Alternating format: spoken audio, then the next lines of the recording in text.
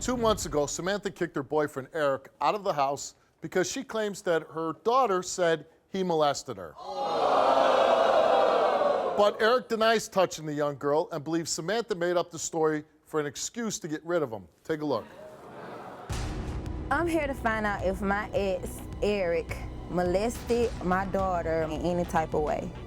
My daughter came to me and she told me, she was like, Mom, Eric was touching on my private. I asked my daughter to tell me exactly what happened. And she told me Eric came in my room and he touched me. And then when I woke up, I told him to stop. And he jumped down on the floor and he crawled out my room trying to hide.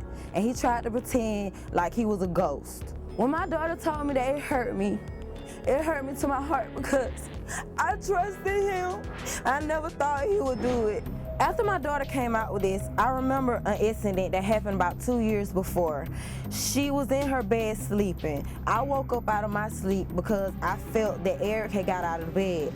So I went into my daughter's room to check on her. And when I got in the room to check on her, she only had her underwear on and a t-shirt. So I asked my daughter what happened to her pants, and she told me that Eric took them off of her.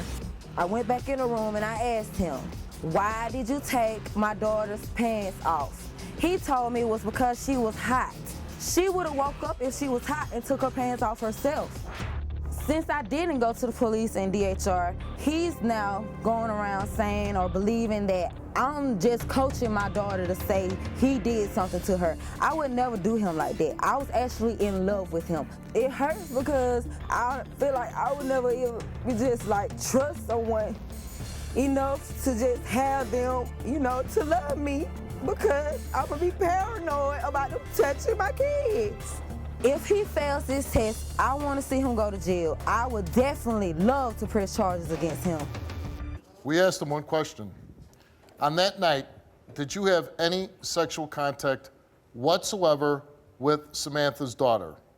He answered no, and results for that question is that he did not tell the truth.